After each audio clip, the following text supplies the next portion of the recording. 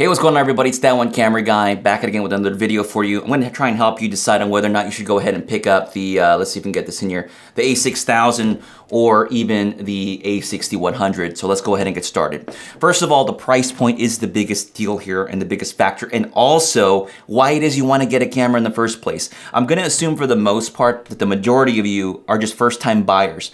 You've never had a DSLR before, you may have played around with one from somebody, but most part you do all your photography with your cell phone or your smartphone, which is perfectly fine. And my thinking process is when I made a video about this a couple years ago, is when you're thinking about getting a camera, ask yourself honestly who you are as a kind of a person, whether or not you're gonna buy it and just not use it and put it in the closet and not think about it again.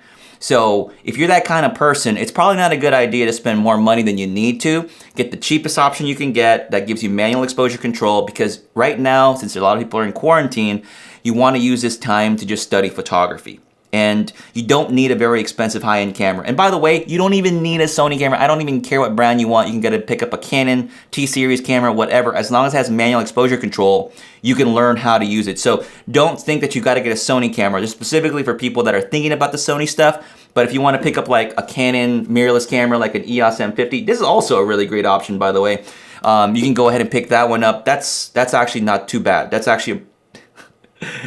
I would actually consider that over the stuff we're talking about right now, but that's a different story. We'll talk about it differently in some other video. But anyway, a6000, a6100. You're here because you want to figure that out.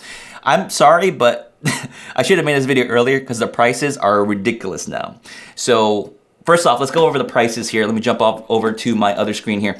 On the retail market, I'm only talking about US-based prices, so I apologize for international folks, but that's where we're at right now. It's $548 basically for the a6000 on the retail side of things. I don't recommend it at this price, body only. Body only, $398 is where it's at on a retail brand new a6000. Don't buy it for $548. If you're gonna get it for $548, make sure it has a lens and it has the 55 to 250. So you should have two lenses with it for $548 or maybe $600 or so. Okay, that's the only time I would consider it for $548 to $600. Other than that, I wouldn't get it personally. All right, now let's look at the a6100. The a6100 is $748. Now the cheapest price that has gone for the a6100 is $548 body only. And for those of you that are brand new, when I say body only, that means no lens. Okay, it might not be a bad thing. Sometimes getting a body only, you can just buy the lens, use on eBay. You can save a lot of money. But it just depends. Sometimes it's cheaper with the kit, sometimes it's not. So you may want to get the kit with the lens. So it really depends. $748 for this particular setup here. Not the best price point in my opinion. $548 was the cheapest that it was at. So, you know, let's go ahead and take a look. So now let's jump over onto the used market for the a6000. Here's the a6000 for completed listings. I'm seeing about $500, in some cases $400. So let's just say you're looking at about $400, $450, a6000 with the kit lens. I think if you can get it for $400 or $450 during this time frame, because of the lockdowns and everything, that's a good starting point for the price. There's nothing you can do about it. I saw these cameras going for about $250 to $300 before all this started happening. That was a great time to pick up one. But now, with everyone kind of locked in, these cameras have gotten a lot more popular again. And so people are just using it, learning how to do some photography and some video. So price point wise, that's where it's at. Now when it comes to the used market for the a6100, let's jump over that real quick. We're looking at $548, which was the cheapest option out there for it. That was the price if you wanted the a6100. If you can get the a6100 for $548, I would say the 6100 is a better option, but always think about it from a budget perspective. If you can't budget it, don't get it. Right? Again, so now we got the prices down. So now you know where it's at, what I recommend as far as the purchasing price point for these cameras. Obviously, if you can't wait and you want to spend a little bit more money, go ahead and do it. That's totally up to you. So now you know price-wise. Now let's talk about you as a person. If you just want to learn photography and some video, you can just go ahead and get the a6000. That's my recommendation. It's a solid option. It's great to get started with if you're just learning. And here's the thing too. You get the a6000, you use it for 6 months, you're like, well, now I know what I want. Maybe you want to go full frame. Maybe you want the better options that are out there that you've been watching videos on and reading about. sell the a6000. You won't lose too much money. And then you can go ahead and move on to some higher end options that are available for you. I think that's the best way to go. If you go the a6100, it's a great camera out the gate. A lot of features, a lot of modern features on here. Even has a flippy camera option, a screen if that's important to you. That could be the way to go.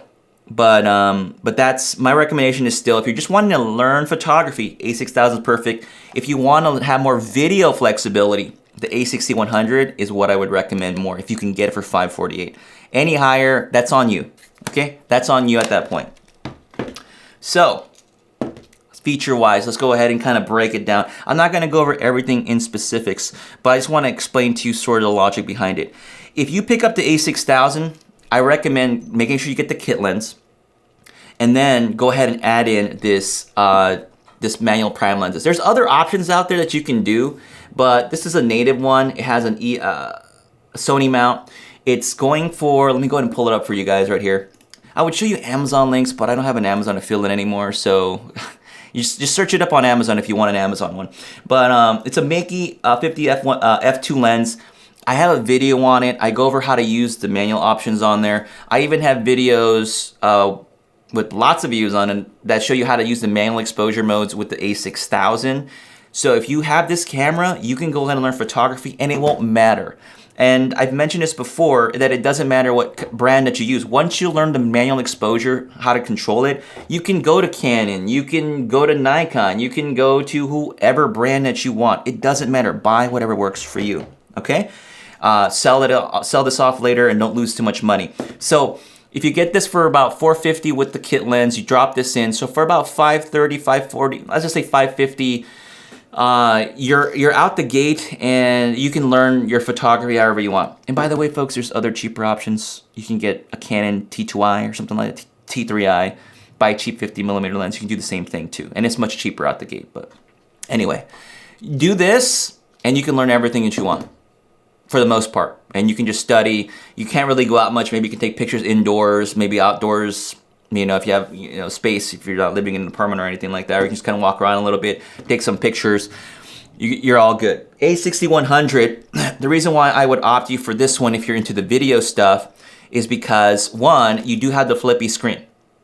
You have the flippy screen option, so right away you can take advantage of this device for maybe vlogging type scenarios. That could be an option for you. You can go ahead and pick up one of these cheap these capture cards that have been out on the market. This was for like 27 bucks. Maybe video is important to you. You can still do it with this. I mean, it's not possible. You got 4K, slow motion, you got great autofocus, you got great video autofocus. You got a mic jack, which the a6000 doesn't. So you're gonna do so much better off with the a6100. You're just gonna be a lot happier with it if video is more your thing. But again, you're paying more of the price point. So there you go. I don't want to go into everything because you probably already saw a video talking about every little detail about it. But I will say that I highly recommend the 6100 at the $548 price point. Any more, I'm a little bit hesitant on that. But there you go. So let's review.